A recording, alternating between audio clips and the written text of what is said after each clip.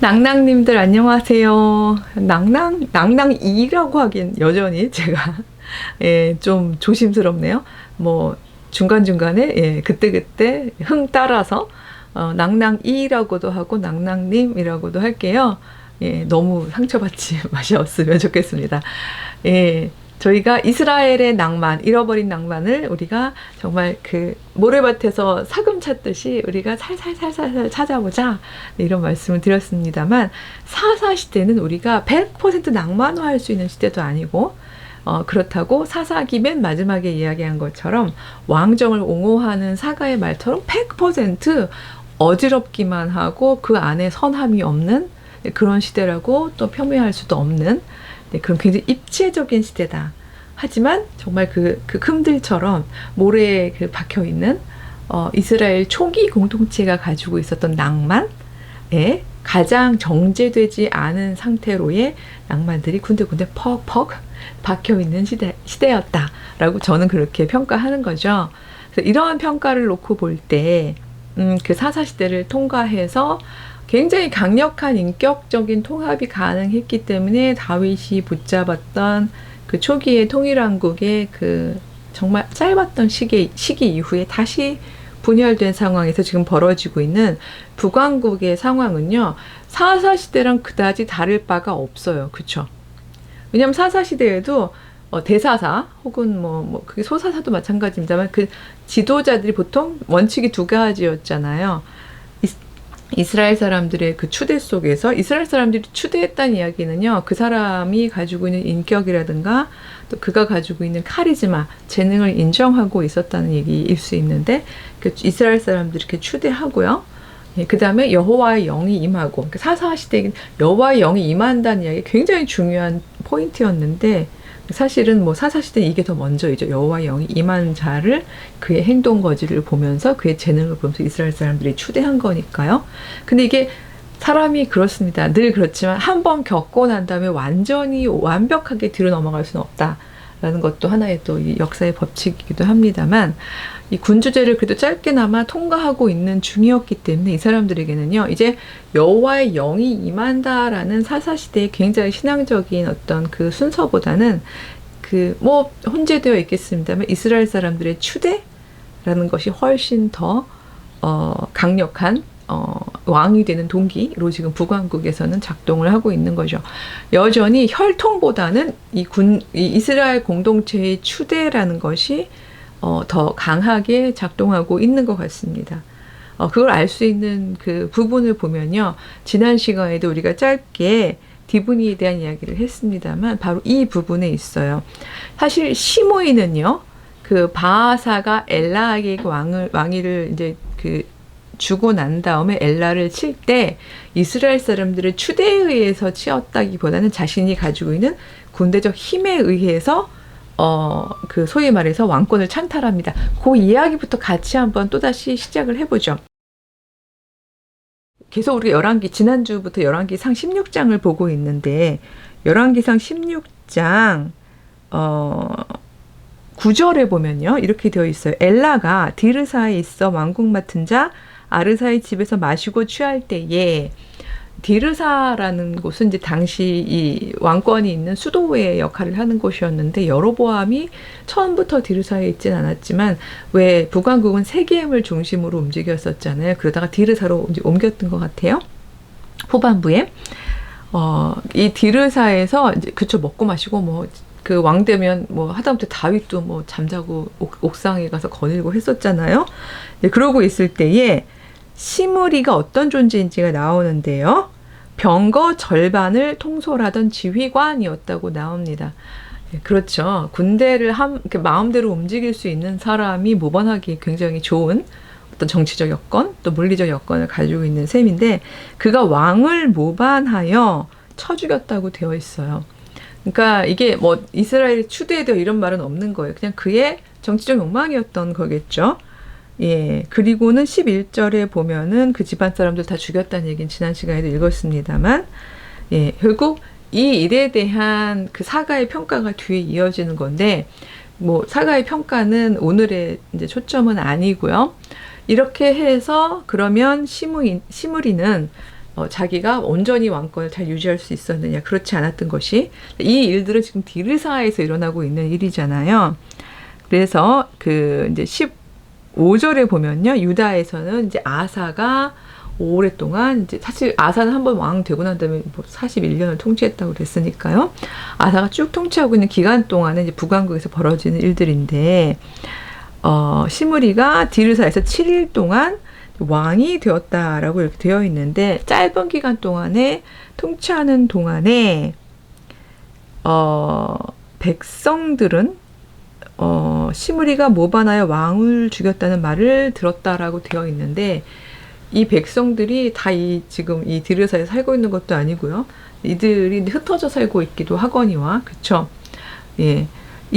우리가 인정해주는 왕이야? 라고 생각했을 때 그렇지 않은 거예요. 그가 만약에 인정이 되어지고, 이게 북왕국의 전통에 따라서, 그래? 시므리 어떤 사람이었지? 그 사람 훌륭한 사람이지. 여호와 함께 있는 사람이지. 이런 생각 속에서 그를 인정했었더라면 또 뭐 이야기가 달라질 수 있었습니다만, 그렇지 않았던 거예요. 16절에 보면은 백성들이 시므리가 모반하여 왕을 죽였다는 말을 들은지라 그날에 이스라엘의 무리가 진에서 군대 지휘관 오므리를 이스라엘의 왕으로 삼음에, 이렇게 되어 있어요.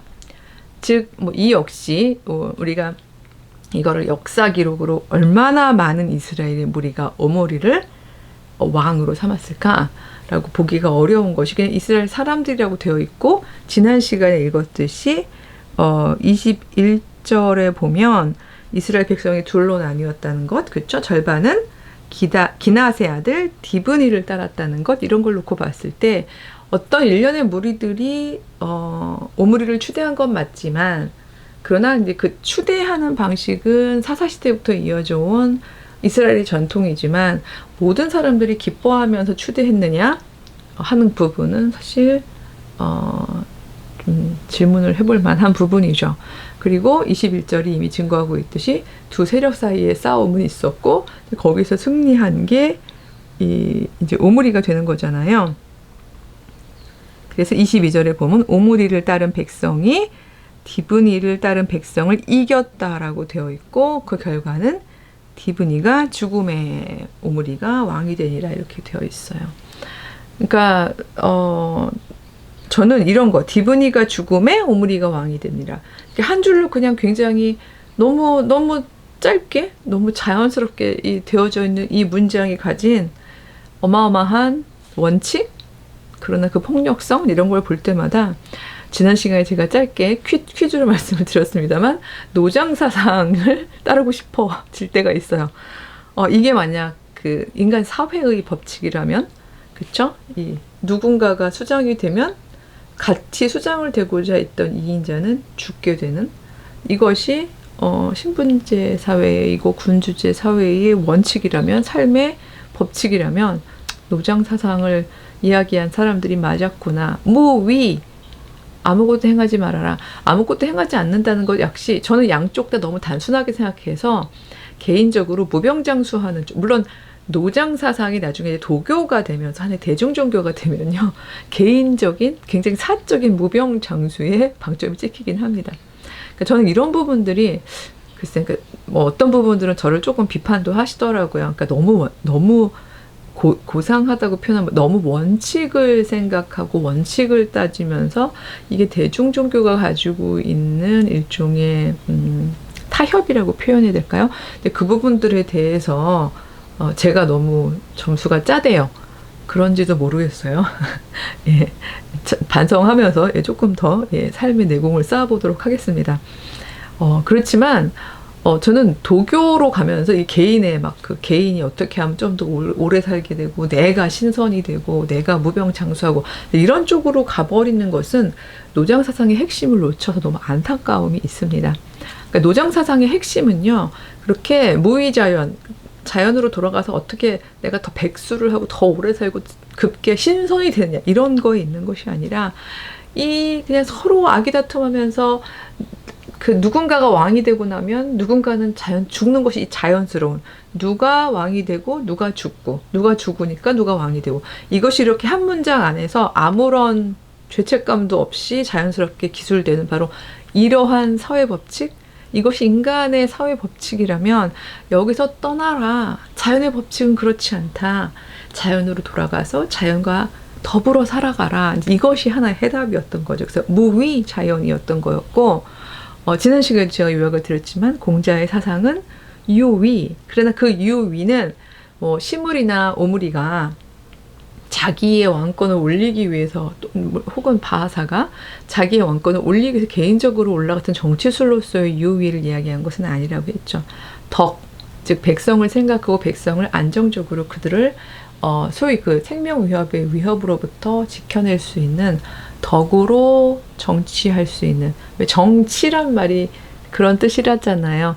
바른 자리에 사람들을 배치할 수 있는 그런 어떤 뭐 해안과 테크닉이라고 본다면 그걸 덕으로 다스릴 수 있는 그런 사람을 그런 사람이 그 소위 유위 행동함으로써 그 자리에 올라가서 안정시키자라는 것이 만약에 공자의 해답이었다면, 그래서 공자가 유위고 노장사상이 무위였다면 지금 여기서 제시하고 있는 열왕기상 16장에서 1년에 북왕국에서 분열왕국 초기에 일어나고 있었던 이 끔찍한 사건들을 기록하는 이 기록자들이겠죠. 혼자는 아닐 테니까. 기록자들이 이야기하고 있는 원칙은 무위일까 유위일까, 이것을 제가 여러분들한테 한번 생각해 보자라고 이야기를 한 것이었는데요. 저는, 저의 대답인 거죠. 그러니까 저는 이 둘 다 아니라고 생각합니다. 라고 얘기해야 할까요? 만약 무위는 확실히 아니라고 생각할 수 있다고 생각했다면 유위, 왜냐면 이 경우에는 뭐라고 표현했죠? 교수님 트릭이에요? 이럴 수 있죠.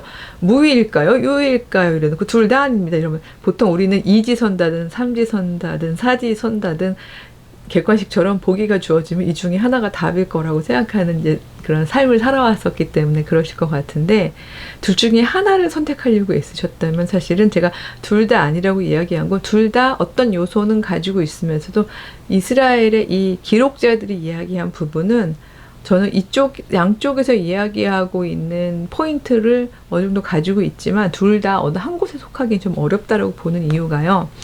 일단 무위가 아닌 이유는, 그러니까 무위라고 보신 분들은 어쩌면 혹시 있으실 수도 있는데, 이 34절의 내용, 성벽을 세우려는 그 모든 시도는 다 맏아들을 잃고 막내 아들을 잃는 악한 것이다라는 거에다가 만약에 굉장히 포커스를 맞추셨다면 무위 쪽으로 가신 분들도 있을 것 같아요. 보니까 그러네. 뭐 바하사도 그랬고, 뭐 시므리도 그랬고, 오므리는 이제 조금 저희가 다음 주부터 이제 오므리 왕조를 보게 될 것 같습니다만, 오므리는 일단 별도로 두더라도 뭐 여로보암도 마찬가지고요. 결국은 왕이 되고자 하는 시도들은 결국 자기 가족의 가문의 심지어 친구들까지도 몰살당하는 일이구나. 그냥 무위 자연이 답이구나.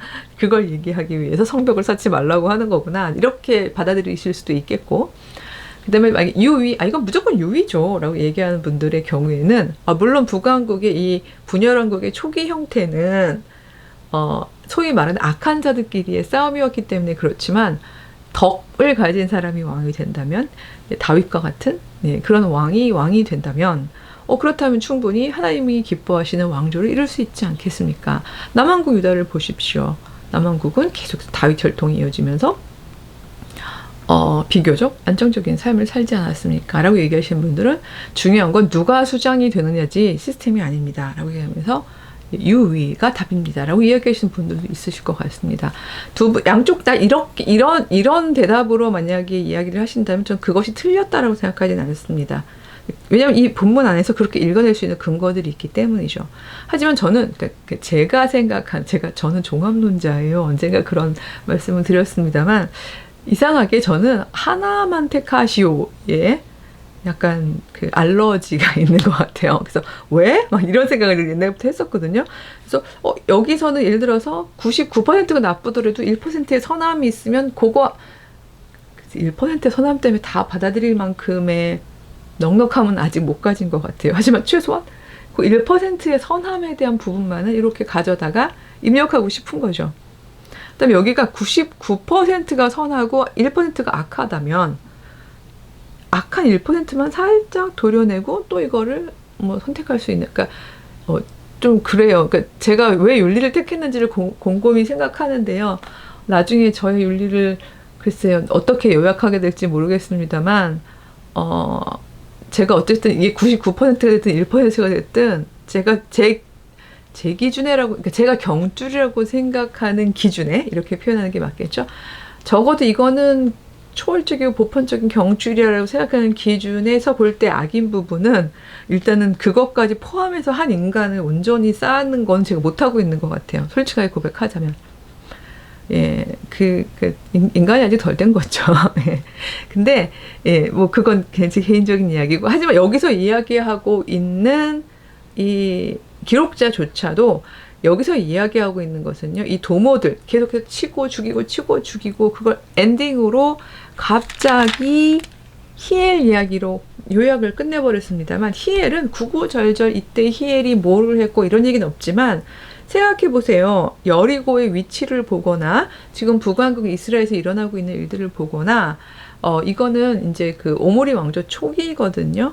초기에 단독으로 여리고 성벽을 세우면서 성곽을 도모했다면 이것이 시사하는 바는 너무 뻔하고요. 예, 그리고 여긴 간단하게 맏아들을 잃고 막내 아들을 잃었다고 되어 있지만 성벽 쌓다가 뭐 과로사를 했다거나 벽돌에 맞아 죽었다는 이야기는 아닐 거예요. 여기서의 히엘도 또 하나의 자기 시스템을 구축하려는 시도를 했을 거고요. 여기 대놓고 뭐 예를 들어서 뭐 오므리에 의해서라든지 아니면 오므리를 추대하고 있는 이스라엘 사람들에 의해서라든지 뭐 오므리에게 잘 보이고 싶은 뭐 군대 장관들에 의해서 이런 식으로 주체가 쓰여 있진 않지만 우리가 충분히 유추할 수 있는 장면입니다. 그리고 실제로 오므리는 굉장히 탄탄하게 정치적으로 오므리가 아하시아 여호람까지니까 적어도 자기 아래로 하나 둘 셋까지는 계승을 시킬 수가 있었던 그 왕이었거든요. 그만큼 탄탄하게 자기의 왕국을 다져갔던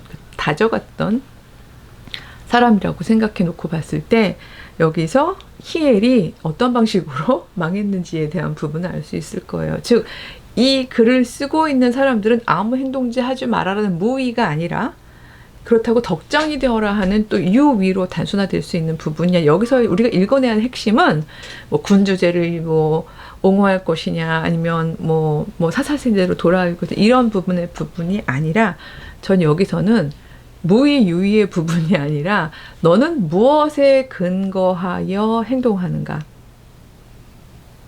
너는 여호와의 잇된 삶을 살고 있느냐? 너는 여호와께서 기뻐하시는 삶을 살아가느냐? 너는 여호와께서 행하라 하신 일을 행하는 자이냐? 너는 여호와의 뜻대로 살아가는 자이냐? 바로 이 부분을 묻고 있는 것이 아닌가라는 생각이 듭니다. 왜냐하면 여호와는 성벽 건축하는 삶, 그러니까 무의유의가 아니라 성벽 건축하는 삶은 살지 말아라. 그냥 이웃은 건설하는 삶을 살아라. 우리 그 초기 공동체의 비전 중에 하나로서 요담의 우화 이야기도 했잖아요. 너가 받은 하나님께서 주신 너의 재능을 가지고 이웃을 봉사하는 삶을 살아라. 그것도 분명히 유의잖아요. 이웃을 건설하는 삶을 살아라라고 얘기한 거잖아요. 그러니까 무의유의의 부분이 아니라 네가 어떤 자리 배치에 있는지는 전혀 생각하지 말아라. 그걸 위해서 뭔가 도모하지도 말아라. 그러나 인간들과 함께 살아가라. 무의자연하면서 저기 너 혼자서 뭐 멀리 가서 정말 무슨 신선의 삶을 살고 이것은 여호와의 법칙은 아니었던 거죠.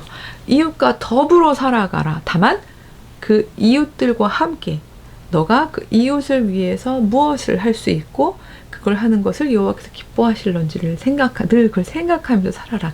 그러니까 즉 굉장히 다른 시각에서의 답을 제시하고 있다라고 생각합니다. 그래서 여호와의 뜻대로라는 이 부분이고요.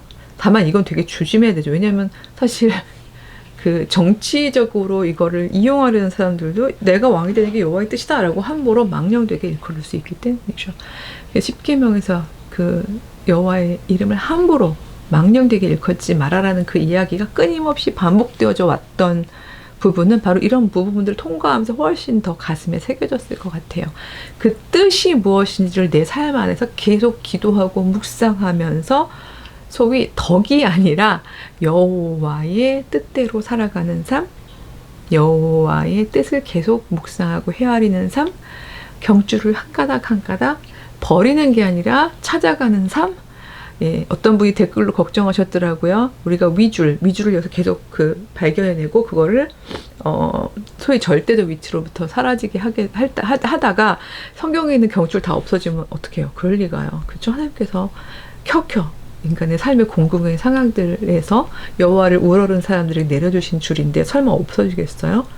그리고 그게 이렇게 얘기하면 그것이 이건 되게 조심스러워서 다음에 얘기할 수도 있겠습니다만 그것이 닫힌 경줄일까요? 저희들은 저희 삶에서 또다시 잡을 수 있는 하나님이 주시는 계신 말씀들이 없을까요? 이런 이야기인 거죠.